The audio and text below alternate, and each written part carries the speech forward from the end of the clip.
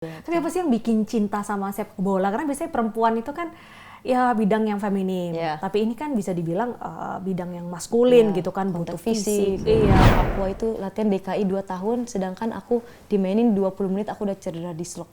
Itu aku sedih banget, sedihnya kayak aku tuh apa ya, pengen main gitu buat DKI, buat diri aku sendiri. Selama kamu menjadi kiper ini pernah nggak sih mengalami masa-masa di mana kayak wah gue down banget as kiper gitu?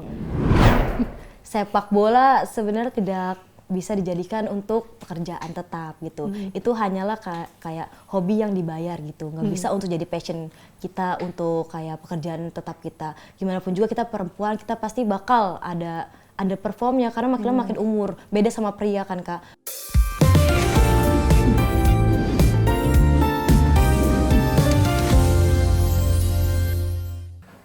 Hello ladies, welcome back to Perspective bareng gue Bernadetta Ginting. Dan hari ini karena masih dalam euforia timnas Indonesia berlaga di kualifikasi Piala Dunia, kita akan ngomongin soal bola. Tapi jangan berharap kita akan mendatangkan Tom Haye ataupun Justin Hubner karena mereka lagi sibuk. Kita ambil dari sudut perempuannya. Sudah hadir di studio Perspective, Atin Rizky. Halo. Ini penggemar bola semua, jadi ketika kita bilang tadi narasumbernya Atin, oh ya kemarin gue nonton juga di podcast sebelah katanya. Jadi 2 hari berturut ke daerah News Tower ya? Iya, kemarin kebetulan emang diundang juga membahas sepak bola kan. Tapi secara basic sebenarnya timnas wanita dan timnas pria yang biasa kita tonton itu ada perbedaan yang signifikan nggak sih? Atau sebenarnya sama aja dari regulasi, dari cara main kayak gitu? Sebenarnya sama aja Kak, karena itu sama-sama sepak bola kan, dimainin 11 pemain, terus kayak fisik, teknik latihannya juga sama, nggak ada yang membedakan. Cuman yang membedakannya kalau lelaki nggak datang bulan, perempuan datang bulan, bedanya itu doang paling kan. Betul. Selebihnya mah sama semua, dari teknis, taktik, semua fisik itu juga sama kayak lelaki. Tapi kalau lagi main bola, fisik lagi datang bulan, kita langsung ini ya masuk ke daging ya. Itu juga repot gak sih? Kadang kan orang kalau sakit perut perempuan tuh kan males gerak, pusing, lemas. Itu pernah gak sih dari masih tanding tiba-tiba lagi datang bulan? Kalau pengalaman aku selama aku kayak tanding atau latihan lagi datang bulan itu, untungnya aku bisa nge-handle diri aku gitu. Gimana caranya kayak misalkan aku minta latihannya mungkin gak terlalu diporsir, tapi aku tetap ikut latihan. Gak yang bener-bener kayak rest gitu. Karena kan mungkin aku juga tahulah akan kemampuan diri aku ketika aku benar-benar udah sakit banget gak bisa nahan, aku baru bilang. Tapi selama ini alhamdulillah nggak ada halangan sih. Maksudnya dari pas aku lagi datang bulan. Gak ada surat ini ya, surat izin menstruasi. Nggak ada. Cuti gak aku bisa ya? Aku tetap ikut latihan fisik sama teman-teman gitu. Oke. Nah Atin, ngobrolin soal sepak bola gitu kan di timnas wanita ini, kamu kan awalnya atlet voli. Terus pernah juga main di futsal. Futsal, atletik. Oh, atletik juga? Iya, aku sempat atletik itu 2 tahun. Jadi ceritanya gini Kak, sebelum aku terjun ke sepak bola. Jadi tuh aku pertama itu emang selama 15 tahun itu aku atlet voli. 15 tahun atlet voli? Iya. Berarti karena dari ayah sama umur? Sekitar umur 6 tahun aku udah 5-6 tahun udah dibawa ke lapangan gitu. Kamu 6 tahun ngapain? Nah, ini 6 tahun udah jadi atlet terus? Ya, karena kan papa itu kan pelatih voli dan mama juga itu pelatih voli gitu. Jadi keluarga atlet lah bisa dibilang gitu. Jadi dari usia mungkin 5 sampai 16 tahun lah aku terjun di dunia voli gitu. Setelah itu karena aku stay di Jakarta kan dari SMP, terus aku dapat beasiswa lah ke Tangerang. Sekolah di sana. Kurang lebih 3-4 tahun itu aku masuk karena voli. Nah setelah itu aku ketemulah SSB BEM IFA namanya. Itu di Tangerang, dia lagi nyari pemain-pemain bola untuk terjun ke Piala Kartini. Itu waktu di Jepara. Nah itu aku basicnya masih di voli. Karena waktu itu sempet vakum kan sepak bola wanita. Itu iya, lama banget. Dari 2015 terakhir aktif. Terus di nonaktifan itu sekitar 2-3 tahun lagi. Terus ada lagi untuk ke Asian Games itu 2018 Jakarta Palembang. Nah itu pertama kali sepak bola wanita ada lagi dan itu ada timnasnya gitu. Nah setelah itu aku seleksi lah di Putri BEM IFA itu. Sekitar ada 60 orang lah itu kan, lumayan banyak kan. Setelah 60 pemain, pokoknya keluar masuk pemain, akhirnya fix lah 23 pemain untuk dibawa ke Piala Kartini di Jepara gitu. Dan alhamdulillahnya aku termasuk yang masuk. Tapi di situ aku masih jadi pemain, bukan kiper. Oh, bukan kiper ya. masih jadi pemain lah. Basicnya karena aku punya basic atletik, volley gitu, aku ngambil posisi di winger kanan sama di back gitu.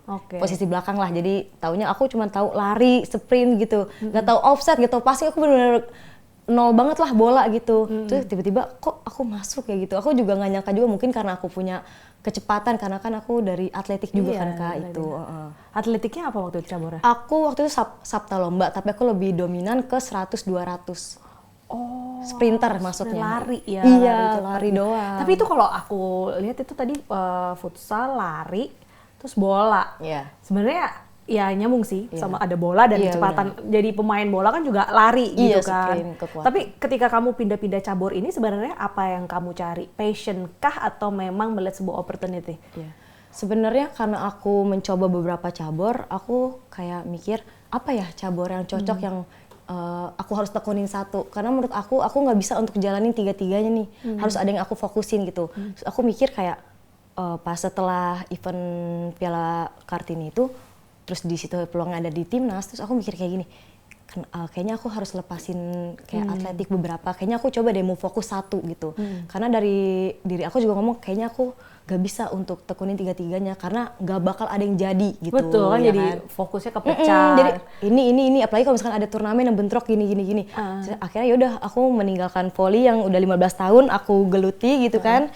Akhirnya aku pindahlah ke sepak bola gitu. Dan alhamdulillahnya ketika aku kan emang nggak ikut kan, aku nggak ambil tuh piala Kartini yang di Jepara. Karena itu bentrok sama aku volley porprov di adalah di Jogja gitu.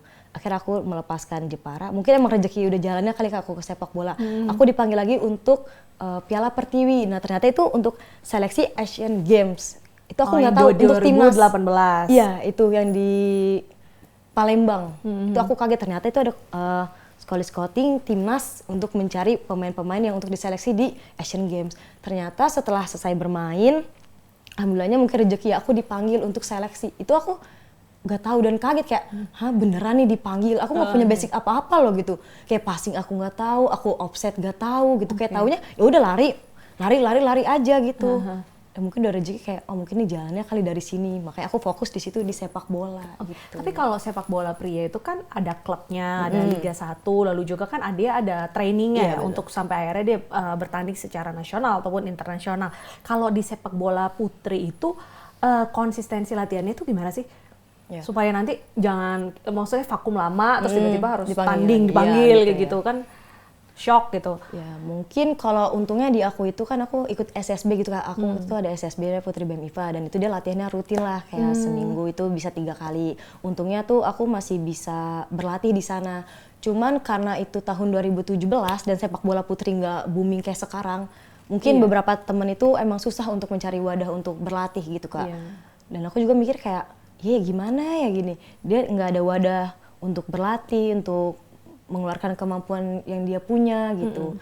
Ya untungnya aku di situ aku punya SSB yang aku jalani itu sekarang. Jadi aku masih bisa mengasah untuk ketika aku kepanggil pelatnas, aku udah nggak kaget lagi karena aku udah latihan rutin di sana gitu. Berarti kompetisi sepak bola Indonesia yang perempuan ya, itu nggak banyak, sampai setahun tuh ada berapa kira-kira?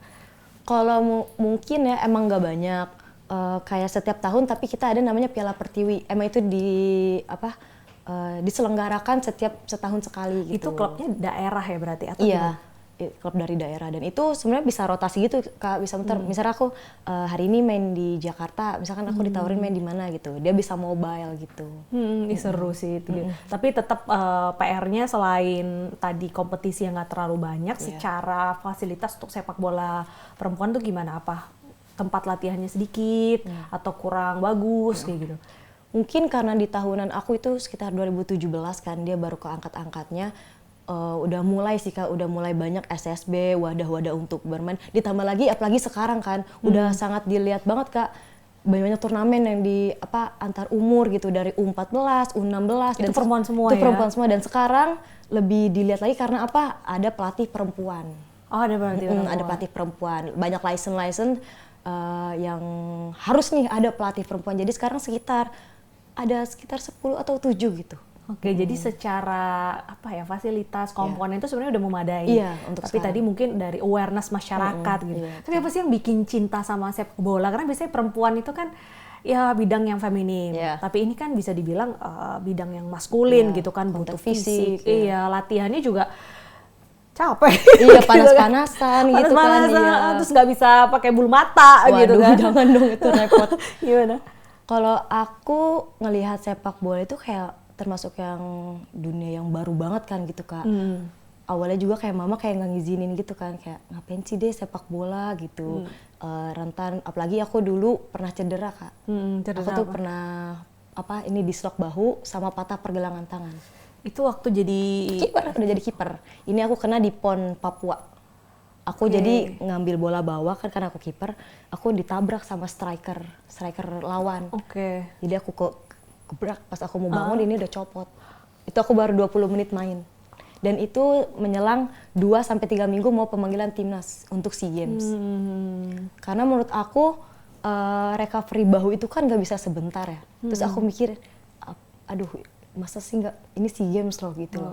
Tapi selama itu aku kayak memastikan diri aku bisa untuk bangkit. Ya udah akhirnya aku bisa recovery dan akhirnya sembuh untuk sekarang tanpa operasi. Ini disuruh operasi, tapi aku nggak operasi. Tapi waktu dislokasi itu Iya. tetap main, tangan juga cedera pergelangan tangan? Ya jadi ini aku kena 2021, kalau tangan aku kena 2022. Oh, oke.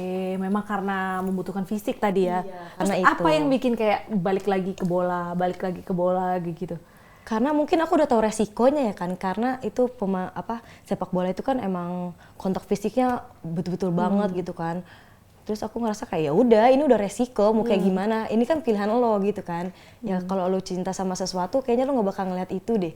Jadi aku ngerasa kayak udah aku cinta sepak bola dan aku ngerasa kayak nggak, aku bisa untuk nanganin ini, aku yakin aku sembuh dan aku akan bisa untuk bangkit lagi dan bermain untuk negara dan diri aku sendiri. Iya, Gitu. mantap. Tapi selain skill tuh kan di Iya. lapangan kan skill tuh bisa dipelajari Ya, gitu, betul. teknik dan segala macam. Kontrol emosi. Nah, gitu. iya. Kalau lagi main mungkin kamu sebagai kiper lagi nunggu temannya main, aduh gregetan Iya, gitu iya. kan. Itu gimana kamu kontrol itu?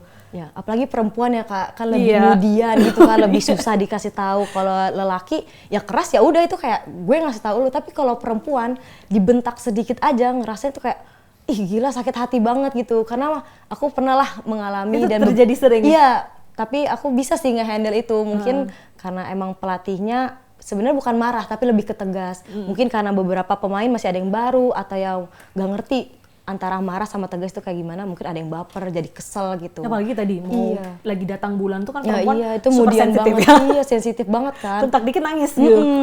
Terus kalau aku nge-handle-nya kayak gitu, kayak aku butuh waktu sendiri dulu gitu sih Kak. Ketika emang kayak pernah lah aku pasti ngalamin yang namanya underperform gitu, yang main jelek entah enggak gimana-gimana. Aku ya udah minta waktu sendiri, aku benar-benar kayak renungin.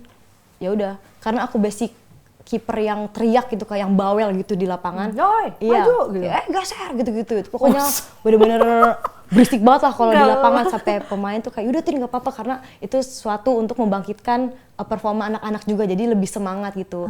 Karena menurut aku karena aku kiper ya Kak, jadi melihat di belakang lihat semua permainan itu kayak bagaimana. Jadi ya aku harus lebih aware gitu daripada pemain yang lain gitu.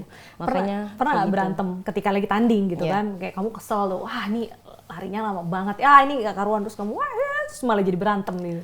Mungkin kalau di aku nggak pernah berantem tapi rekan setim aku pernah. Itu gimana Iya. kamu menengahinya? Ya aku cuman kayak udah kontrol emosi, jangan ngebuat tim jadi runyam gitu loh Kak. Jadi kan kalau misalkan salah satu ada yang berantem gitu kan jadi merugikan buat tim juga kan.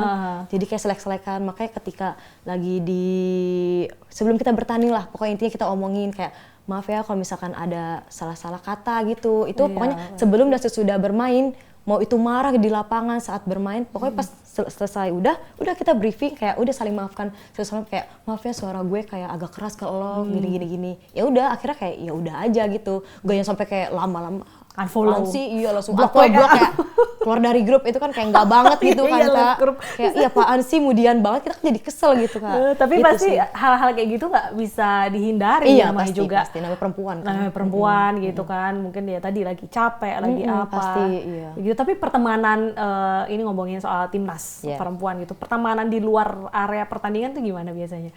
Sering hangout bareng, nyalon bareng? Iya, pasti kalau kita di Platnas itu kan kita TC bareng gitu kan Kak. Terus kita udah kayak sibuk lah latihan pagi sore. Pasti kita ada kayak waktu free, misalkan di hari Minggu udah free bebas gitu, mau kemana, asalkan udah misalkan makan malam gabung lagi gitu, makan malam udah di hotel gitu. Iya, kita selalu hangout kok sama yang lain gitu. Ada ritual khusus iya, ya sebelum sekarang ada perlawanan? pemain naturalisasi kan, gimana pun juga karena kita bisa dibilang tuan rumah, jadi kita yang ngaitin dia kayak ayo sini gabung aja gitu. Ada ritual nggak mungkin sebelum tanding, ya namanya juga perempuan ya, Iya. pasti kan pengen cantik atau apa, mungkin spa bareng atau apa kuku, Iya perawatan, gitu, apa mini sih? pedi gitu. Mini ya. pedi ada nggak? Kalau aku tipe kalau orang yang nggak terlalu suka ke salon atau gimana gitu ya Kak, paling ya udah menghindari bete atau jenuh selama latihan, aku paling kayak nonton bioskop, Oke, iya, ke paling mall. keliling-keliling, iya makan karena aku lebih suka makan gitu daripada ke salon, iya gitu ya. gitu. Malah lagi iya gitu. Nggak kencang, nggak boleh fokus dulu. Oh nggak boleh pacaran? Sebenarnya boleh, cuman itu kan tergantung balik lagi ke masing-masing ya. Kalau aku untuk saat ini belum mau pacaran dulu gitu, karena Aku pikir mau kayak fokus artis dulu. Korea gitu, karena lagi di training nggak boleh pacaran. Nggak boleh, gitu. nanti salahnya marah, fansnya marah. Fansnya marah. Kayak gitu. Oke, balik lagi ngomongin soal timnas. Ini kan kamu mengambil posisi kiper. Iya. Kita tahu ya ini secara umum biasanya kalau pertandingan bola, kalau ke gol kan kipernya ini langsung wah kipernya gimana sih gitu kan. Hujatan, terus juga mungkin apa ya serangan tuh Iya, mengarah ke betul. kiper gitu. Selama kamu menjadi kiper ini pernah nggak sih mengalami masa-masa di mana kayak wah gue down banget as kiper gitu. Mungkin awal-awal itu pasti nervous banget ya Kak, apalagi bawa nama negara gitu kan, terus kiper. Tapi setelah mungkin aku udah banyak pengalaman, aku udah bisa ngehandle bagaimana ketika aku lagi underperform. Jadi ketika semakin lama aku bertanding entah itu di Platnas atau di klub, jadinya aku udah enjoy gitu, udah enjoy untuk ngelakuinnya gitu. Kalau underperform pasti pernah kan, Ke gol itu. kebobolan atau misalkan ya blunder gitu pasti pernah. Cuman emang ini banget sih, dari teman-teman, support dari teman-teman, rekan tim itu sangat penting banget Kak gitu. Aku ngerasa kayak ketika aku misalkan emang lah oke, aku salah gitu misalkan blunder dari kiper, tapi kan ini kan olahraga tim, siapa juga yang mau blunder gitu loh Kak. Tapi untungnya teman-teman kayak ngasih support, ayo nggak apa-apa, ayo lagi gitu, nggak apa-apa, bukan kesalahan lu. Tapi pernah lah pasti ngerasa langsung kayak Dihujat netizen malah kayak wah di DM tiba-tiba gimana sih kipernya ya gitu. pasti pernah. Pernah Cuma ada, ya. makanya setiap pertandingan atau TC kan kita emang dibatasi banget sama sosmed. Untuk nggak boleh kayak upload, nggak boleh kayak udah kita fokus aja untuk negara. Makanya itu sosmed salah satu yang sangat dibatasi banget oleh pelatih. Sampai juga kayak setiap TC itu HP selalu disimpan gitu. Karena mental sih takutnya Iya, latihan betul. sudah oke apa tapi karena dia ngebaca Iya, salah satu komen karena menurut aku itu faktor psikologis yang paling rentan Kak gitu loh. Kayak apa ya? Namanya juga perempuan kan, pasti kan ini banget kan. Iya, kalau overthinking. dipikirin banget kayak Iya. "Ih, gila gue jelek banget ya, gue ini banget ya, emang gue blow on banget ya." Itu kan pernah juga teman serekan aku sampai kayak gitu, dia sampai kayak ya sedih lah gitu. Nah, aku sebagai teman sekamarnya waktu itu ngeliatnya juga sedih gitu. Udah nggak apa-apa, kita tunjukin lagi gitu-gitu. Udah nggak apa-apa. Makanya udah jangan main sosmed dulu gitu. Iya, mungkin itu penting juga Salah untuk satunya itu sih. dihindari. Terus kenapa itu waktu itu kamu jadi kiper itu karena ada seleksi untuk menjadi kiper atau gue milih aja deh kiper karena biasa volley kan? Iya, iya. Untuk saat itu ceritanya lucu sih Kak. Jadi waktu itu emang aku kan kepanggil yang seleksi jadi pemain itu kan, sekitar sebulanan. Itu emang aku udah nggak betah Kak, karena aku ngerasa kayak, ih gue nggak bisa apa-apa di sini, gue nggak tahu basic apa-apa. Sedangkan yang waktu seleksi itu aku itu udah kayak ada timnas futsal kayak yang basicnya udah ada, terus yang kayak pokoknya senior lah. Itu aja tuh paling tua ada ya sekitar umur 32 dia masuk pelatnas. Oh jadi rata-rata pemain timnas bola putri itu basicnya juga atlet dari berbagai cabur? Iya, atlet futsal Oke, kebanyakan karena futsal. di tahun itu sepak bola kan belum ada banget Kak. Jadi ketika futsal lagi nggak ada event, ya udah dipanggil lah untuk ke sepak bola. Oke. Karena kan emang basicnya kan ya nggak terlalu jauh lah Kak, untuk passing kontrolnya mungkin dikontrol doang kan, yang beda kalau passing dari segi tekniknya mah sama. Jadi ketika dia ke lapangan Sepak besar bola. ya cuman beda posisi lapangannya aja gitu, Oke. gerakannya mah sama. Setelah itu ya udah aku lagi iseng-iseng lah kayak tangkep bola, pelatih kipernya ngeliat bagus juga basic kamu, kenapa nggak jadi kiper gitu, dia ngomong kayak gitu. Setelah itu udahlah pencoretan kan, aku seneng banget tuh malah dicoret karena aku ngerasa kayak kok bener-bener kayak ngeliat dunia gitu, karena kan kita tesnya waktu di Sawangan kan, notabene yang sekarang jadi Persija itu kan, Iya, home-nya. home-nya. Itu bener-bener kayak udah nggak ada dunia, taunya latihan itu jauh dari mana-mana. Terus ketika aku pulang aku dicoret tuh aku merasa kayak ya Allah bahagia banget gitu loh. Bebas aku gitu. Iya. Nah setelah itu seminggu aku pencoretan, ternyata SSB aku BEMIFA ini mau sparring lah sama Platnas, timnas. Ternyata nggak ada kiper. Ya udah tuh, Tin kamu jadi kiper aja. Terus ya udahlah aku coba-coba latihan gitu-gitu. Ya udah aku sparring, ternyata aku mainnya bagus di situ. Terus pelatih kipernya ngeliat lah, kamu mau nggak masuk timnas lagi tapi sekarang jadi kiper? Jadi kiper. Iya mungkin udah rezeki dari situ ya. Terus aku mikir juga pas di tahunan itu tuh kiper belum terlalu banyak Kak. Kiper itu yang mungkin real kiper ya yang bisa, karena kan kiper itu kan pakai seluruh badan gitu, kok kaki tangan dipakai, jumping, fokus gitu kan ngeliatin loncat bola. kanan, loncat kiri, benar-benar harus basicnya gitu kan. Terus aku mikir kayak oh iya kayaknya emang ini peluang udah jalannya kali ya. Udahlah aku akhirnya fokus di kiper dari 2017 sampai sekarang gitu. Jadi kiper. Oke, kiper itu berarti dia tadi kan kamu menggunakan seluruh badan, tapi sebenarnya kalau jadi kiper itu apa key-nya, kuncinya supaya nggak kebobolan gitu? Percaya diri sih. Pede gitu. Pede. Sama harus pede. ahli prediksi gak sih? Iya. Kayak ke kiri ya. Read the game-nya, Apa ya, ahli baca gerakan gitu gak sih? Read the game-nya itu benar-benar harus ya mental sih. Percaya diri, mental, read the game. Itu, 3 itu. Tapi emang semua pemain itu mau skill bagus sebagus apapun, teknik sebagus apapun, tapi kalau mental bertanding yang nggak ada, nggak bakal. Susah Kak. Misalkan dia latihan bagus nih, tapi ketika dia uji coba, kita sering ada friendly match gitu kan. Terus ketika bermain sama negara luar, itu kelihatan tuh mentalnya. Karena kenapa aku bilang kayak pengalaman jam terbang itu emang harus penting banget untuk mengasah mental. Iya, harus sering latihan kayak gitu. Latihan. Uji coba dan menurut aku SSB untuk wanita yang sekarang itu skill tekniknya udah sama kayak cowok. Makanya kita kan sekarang juga sparringnya seringnya sama cowok. Dulu kan SSB cari yang wanita. Sekarang kan yang anak-anak kecil yang U14, U15 kan mainnya juga udah lincah kan Kak. Makanya kebanyakan bermainlah sama lelaki. Karena skill kita, jadi kemampuan kita tuh keikut sama lelaki gitu. Oke, jadi bukan sparringnya sesama perempuan. Iya, sekarang udah tapi sama sesama lelaki. Nah, komentar orang tuamu gitu ketika kamu terjun ke dunia atlet yang kita bisa bilang memang pertumbuhan dari sepak bola wanita ini kan sedang pesat.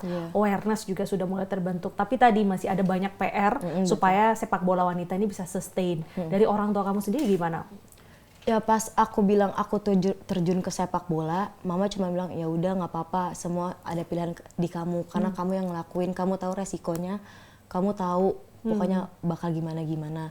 Pokoknya intinya orang tua pasti bakal support, tapi ya itu pasti bakal ada awareness gitu kan. Ya kayak pas tahu itu kan aku lagi di Papua kan Kak, terus tahulah mama aku dislok bahu. Itu aku latihan 2 tahun, aku cuma main 20 menit. Sakitnya kayak apa kan? Perjalanan panjang, pengorbanannya itu langsung terbalik sekejap. Kita TC itu untuk PON Papua itu latihan DKI 2 tahun, sedangkan aku dimainin 20 menit aku udah cedera dislok. Itu aku sedih banget, sedihnya kayak aku tuh pengen main gitu buat DKI, buat diri aku sendiri. Nah baru di situ mama kayak nangis keji sampai udahlah deh nggak usah main bola lagi gini. Tapi aku meyakinkan ke mama gitu kayak nggak apa-apa mungkin. Tapi kan kalau misalkan nggak di sepak bola, Atin nggak bakal kayak gini. Maksudnya lebih kayak menurut aku sepak bola juga itu alhamdulillah kayak aku banyak menghasilkan Kak dari sepak bola gitu kan. Misalkan aku bisa kesini ke negara-negara yang belum pernah aku tuju, terus membeli barang-barang yang aku ingin dari dulu akhirnya terwujud dari sepak bola. Mungkin aku ngambil poin pentingnya di situ gitu. Nggak apa-apa lah aku bisa ngehandle ini, aku bisa lah recovery ini. Ini kan udah resiko gitu. Gimana pun juga semua atlet pasti ada resikonya gitu loh, aku ngomong gitu. Terus ke mama ya udah. Jadi setiap aku bertanding pun mama jadi kayak takut-takut gitu. Jadi nggak bisa tidur, kayak nonton juga kayak deg-degan. Makanya kenapa mama jarang nonton aku secara langsung karena takut itu. Tapi aku nonton sepak bola juga malah jadi kayak aduh jadi mondar mandir, aduh gue nggak bisa nih kayaknya gue tahu hasilnya aja gitu kan, apalagi orang tua kamu sendiri kan pasti gitu, pasti dengan ada cedera kayak gitu dia lebih was-was gitu kan. Oke, nah kalau rata-rata kan pemain sepak bola itu biasanya dia ke luar negeri gitu, ikut klub karena tadi untuk mengisi kekosongan di Indonesia sendiri. Kalau kamu ada rencana untuk expand ke luar negeri nggak? Alhamdulillah kemarin tuh baru bulan-bulan Juni-Juli lah aku ditawarin untuk liga di Filipina sama Malaysia. Cuman karena ada faktor yang sedang aku ikuti waktu itu, aku lagi kayak ada kegiatan yang benar-benar gak aku bisa tinggal lagi Kak selama 3 bulan, karena kan itu juga bentrok kan, liga di sana tuh 3 bulan aku nggak bisa ambil gitu, karena menurut aku kan hidup itu pilihan ya, nggak mungkin aku ngambil dua-duanya. Jadi ya udah mungkin bisalah ini nanti untuk liga tahun depan, karena liga yang Malaysia ini sama Filipina kan setiap tahun ada, sedangkan menurut aku yang kegiatan ini kayaknya sekali seumur hidup deh, jadi aku coba untuk ambil yang ini dulu gitu. Negara mana sih yang ibaratnya cocok nih untuk kamu meningkatkan kualitas diri di dunia bola? Mungkin kayaknya negara ini memang secara fasilitas oke, sepak bola wanitanya juga udah besar kayak gitu, kayak ini salah satu tujuan gue gitu.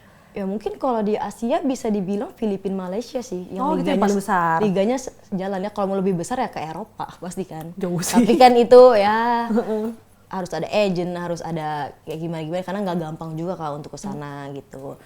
Ya paling untuk menambah skill kita biar nggak terlalu kehilangan ya itu paling poin plusnya di Malaysia sama Filipina udah yang paling itu jalan gitu kan. Tapi kok sama Asia kayak Jepang, Korea itu gimana?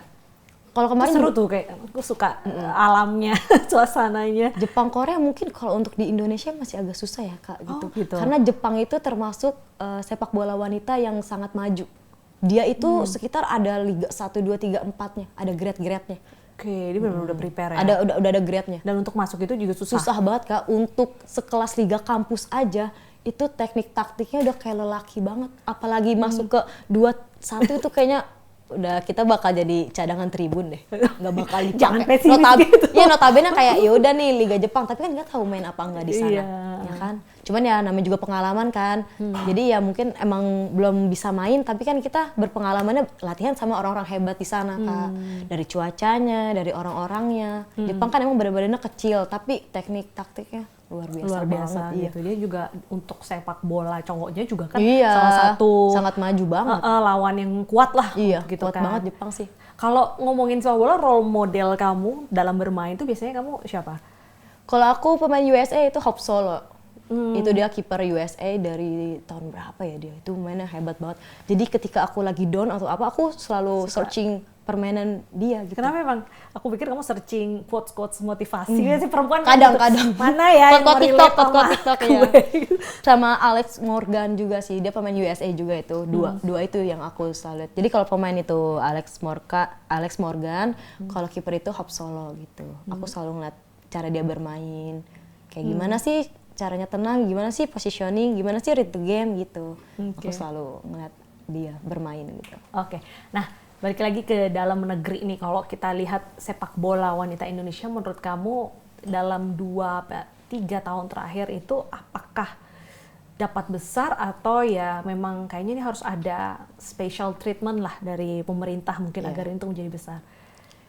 Mungkin kalau pandangan aku ya intinya ya itu satu, liganya jalan. Itu doang sih Kak. Kendalanya apa sih sampai saat ini kalau boleh? Aduh aku no comment kalau itu. Oh no comment, berarti ada yang aku nggak tahu kalau itu. Pokoknya intinya sebagai pemain dari beberapa temen juga ya pengennya liganya jalan. Kompetisi lah kalau misalkan emang liganya agak berat, karena kan terakhir itu 2019 kan Kak. Itu.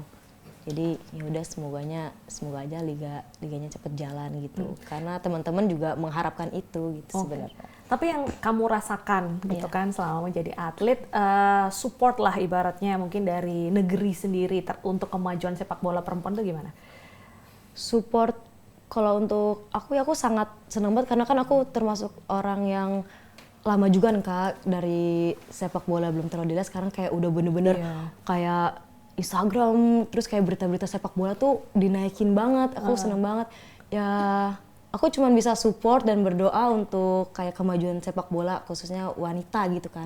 Semoga bisa terus dilihat lah kayak wadahnya, kayak SSB-nya, liganya, kompetisinya, license untuk pelatih perempuannya. Jadi ketika kita sebagai pemain, ketika kita udah tidak perform kan, apalagi kalau wanita itu kan underperformnya di 30 ke atas lah Kak gitu kan, udah kayak susah untuk bermain. Kalau udah menikah masih boleh nggak sih tanding? Sebenarnya masih boleh, itu kan tergantung bagaimana kita menjaga kebugaran tubuh kita kan Kak. Soalnya pengalaman aku di futsal ada sekitar umur 33 dia masih perform banget, itu dia punya anak 1.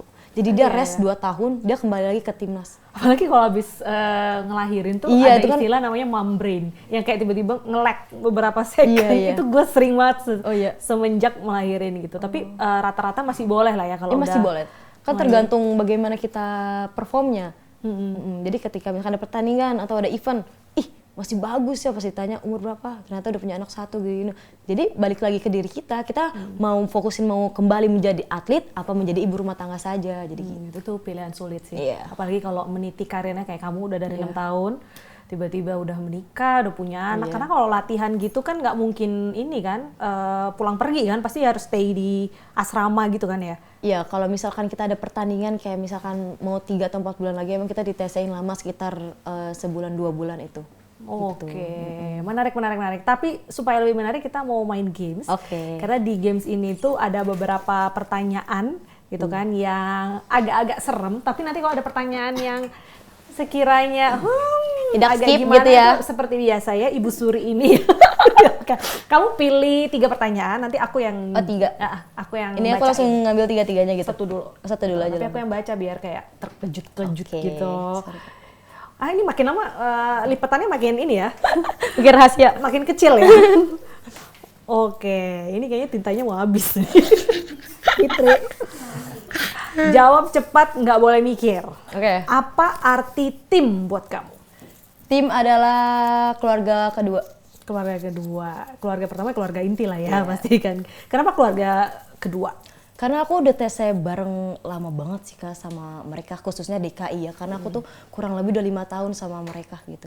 Seakrab apa sih kamu sama tim yang sekarang? Mungkin nangis bareng atau apa? Itu mah udah jadi makanan sehari-hari Kak. Kayak misalkan kita kan sering ada tuh kayak briefing malam, kayak kita habis tanding, latihan atau kayak gimana. Kerasanya banget sih ketika kita dapat juara 2 di PON itu tuh benar-benar kerasa banget, kayak misalkan dia harus bisa lagi. Kamu ngewakilin Jakarta ya? Jakarta, iya itu kerasa banget sih gitu. Karena benar-benar saling support gitu, karena kita kan juga kemana-mana bareng, latihan bareng gitu. Jadi kerasa banget ketika, aduh udah mau pisah nih gitu. Cewek-cewek tuh seru gak sih kayak geng 11 cewek-cewek kayak hey Bia gitu? Iya sih, rame-rame. Lebih rame iya, kan lebih sih rame. Kan? Oke, 2 lagi gitu. Sama aja pertanyaannya, sebenarnya tidak usah dipilih. Tenang, ini tidak ada pertanyaan cerdas cermat. Bahaya. Pilih mana? Panjang nih. Jadi kiper yang selalu jadi andalan di laga-laga besar atau jadi kiper cadangan yang siap tampil kapan saja dan kasih kejutan. Oh, jadi kamu lebih pilih sering tampil atau enggak gitu ya? Kayak pilihan jadi kayak kamu jadi kiper utama di tim kecil, di klub kecil, apa kamu jadi tim camat di tim besar gitu kayaknya. Itu kan Kak. Oke, pilih mana? Ya kalau aku mending ini sih klub kecil tapi aku perform terus, karena kan bisa dilihat dari sama tim-tim besar. Kalau kita udah di tim besar tapi kita nggak pernah main, tapi buat ini apa? cadangan terus iya buat apa gitu kan? Karena kita juga kayak latihan capek-capek, sama kita kan pengen nunjukin perform kita gitu loh Kak. Tapi kalau dari klub kecil ke klub besar tuh biasanya pertimbangannya apa sih? Kalau untuk kiper lebih banyak menangkis atau memang dia murni skill terus mental atau kayak gitu? Kalau misalkan dari tim kecil ke tim besar, gitu. Syaratnya mah ya balik lagi ke diri sendiri kan. Itu kan performa kita nunjukin kayak gimana nih gitu. Nggak bisa karena ada ini, enggak. Karena kan ditunjukin itu semuanya dari skill kita dilihatnya. Ketika bertanding di event-event apa, makanya kenapa butuh event-event, butuh kayak kompetisi-kompetisi ya, karena kita bisa melihat. Karena kita seleksi dari timnas juga pun dari situ, dari event-event itu. Kita tim kecil tapi kita bagus nih, kita paling menonjol. Kan pasti bisa ditarik, itu anak siapa sih? Gitu. Karena pernah kejadian kayak misalkan dia di tim kecil gitu Kak, terus udah diajak lah agent untuk main ke Jepang. Nah itu salah satu jalannya untuk menjadi ke tim besar gitu. Oke, jadi lebih baik sering tampil dalam event kecil tapi berturut-turut, menang terus, terus banyak exposure, akhirnya nanti masuk ke timnas. Bentar, ini dulu. Satu lagi, kita Satu lagi. udah terlanjur janji 3. Seru ya. Oke. Ini pertanyaannya apa ya? Jangan membingungkan lagi. Jawab cepet, nggak boleh mikir. Satu kata yang menggambarkan perjalanan kamu di sepak bola. Bersyukur. Bersyukur karena di sini mungkin kamu selain tadi ada passion, kamu bisa melihat dunia lebih jelas gitu Iya kan. betul, iya. Jadi gitu Pasti satu bersyukur. kata. Tapi masih terus akan di bola atau tadi mungkin kayaknya ada cabur lainnya. Aduh enggak deh kalau umur sekarang. Enggak. Kalau umur berapa sih? 26. 26 masih muda. Ya masih muda sih, cuman kan kalau dilihat dari sekarang ya Kak, karena kan udah ada U14, U16, udah ada adik-adik lah juniornya. Terus aku mikir kayak, udah lah kasih ke adik-adik dulu, tapi ketika aku masih perform ya kenapa enggak gitu. Mungkin untuk kompetisi-kompetisi gitu. Gitu. Harapan kamu nih sebagai atlet, biasanya salah satu hal yang menjadi concern ketika atlet itu adalah setelah dia pensiun, bagaimana soal kesejahteraannya gitu. Nah, untuk sepak bola perempuan sendiri, harapan kamu untuk kesejahteraannya itu gimana sih nanti mungkin untuk atlet-atlet bola perempuan? Ya, mungkin kalau dari aku misalkan apalagi di umur-umur udah 23 ke atas gitu lah ya Kak, misalkan udah dapat pekerjaan gitu, ditawarin kerjaan yang maksudnya udah enak atau apa, kataku mending ambil aja gitu, karena sepak bola sebenarnya tidak bisa dijadikan untuk pekerjaan tetap gitu. Itu hanyalah kayak hobi yang dibayar gitu. Nggak bisa untuk jadi passion kita untuk kayak pekerjaan tetap kita. Gimana pun juga kita perempuan, kita pasti bakal ada performnya karena makin lama makin umur. Beda sama pria kan Kak. Pria kan semakin berumur juga dia semakin matang karena apa? Dia liganya jalan. Dia meskipun tidak di pelatnas dia ada liganya, Liga 1-nya kan. Liga 1, Liga 2, Liga 3. Dia bisa perform di situ. Sedangkan wanita kan tidak ada. Jadi menurut aku selagi dapat pekerjaan yang enak, dapat tawarin kerjaan enak, menurut aku ya ambil aja untuk jadi bantu loncatan. Jadi ketika kita udah tidak perform lagi entah di pelatnas atau dimanapun, kita ya udah ada nih tabungan istilahnya. Bisa lagi kan misalkan didapat tawaran ini dari sepak bola gitu kan Kak. Jadi menurut aku itu sih. Bukan pesimis sih, tapi aku melihatnya lebih ke realistis Iya, ya, realistis kayak aja, gitu ya kan. benar. Bagaimana ya kita berharap mungkin pemerintah memberikan sustainability untuk betul. olahraga wanita. Tapi kalau pun nanti mungkin di depannya banyak hal merintang, Iya, balik betul, lagi betul. sebagai perempuan kita back to reality lah Iya, ibaratnya betul. kayak gitu. Ini ada pertanyaan titipan nih dari Aduh, titip. Mbak Ogit. Kapan terakhir kali clean sheet nggak pernah kebobolan? Clean sheet itu pas lawan Singapura. Yang kamu berhasil 2024. menghadang itu kan banyak. Itu pas penalti kan 2022 main di Singapura. Terus kita ada lagi tanding waktu itu di Senayan. Itu aku bener-bener clean sheet juga di situ. Padahal diserang terus. Keren, kayak gitu. Bukan dong. Ini pada bola holik nih sebenarnya. Oh iya. Kayak gitu. Persija. Loh. Soalnya dulu liganya Persija. Ini di Persija. Oh, ada Jack. The Jackmania. Tiba-tiba Persija gitu kan, gue agak bingung. DKI. Karena gue orang Jakarta, Persija juga dah. Tapi ini kan kita berarti ngomongin sepak bola Indonesia deh.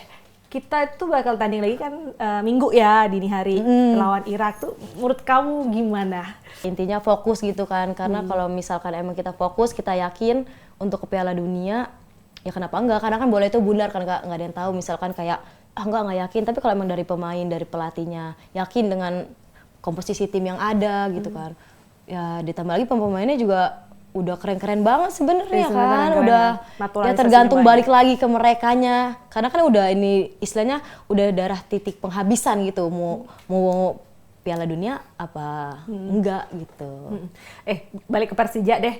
Persija perempuan masih aktif nggak sih atau gimana? Jadi karena kita terakhir itu Persija 2019 kan Kak, terus setelah liganya kan udah nggak ada, jadi kita jatuhnya bukan kontrak perpanjang gitu. Jadi kalau misalkan udah ada liga, misalkan aku ditawarin Persija, Persis atau apa, aku ngambil Persija, ya udah itu dikontrak, misalkan kontraknya 2 tahun, ya udah aku sama 2 tahun itu di Persija. Tapi kan setelah 2019 itu kan udah enggak, jadi sekarang udah nggak ada klub apa-apa gitu. Berarti kamu sehari-hari ini sambil menunggu pertandingan selanjutnya, apa yang kamu lakukan? Paling aku kemarin kan baru tes lama juga kan di futsal 3 bulan. 3-4 bulan lah. Terus abis itu aku juga mau ada pertandingan lagi. Terus kadang-kadang aku juga ngelatih anak kecil. Iya. Lucu banget sih ngelatih anak kecil. Cuman untuk kegiatan dekat ini aku ada pertandingan lagi sih. Oke, itu belum boleh di-spill tanding di mana? Belum sih. Boleh. Oke deh.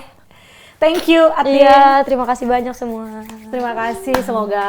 Tapi keren juga sih kalau kita bisa melihat atlet-atlet perempuan kita terutama bola berlaga di event internasional gitu kan. Thank you so much sudah sharing di sini. Semoga semakin jaya dan tawaran-tawaran tadi ke luar negeri bisa ada yang datang. Ya, amin. Oke deh ladies, terima kasih udah nonton Herspektif. Jangan lupa nonton Herspektif at Occasion Woman setiap Sabtu jam 6 sore. Bye bye.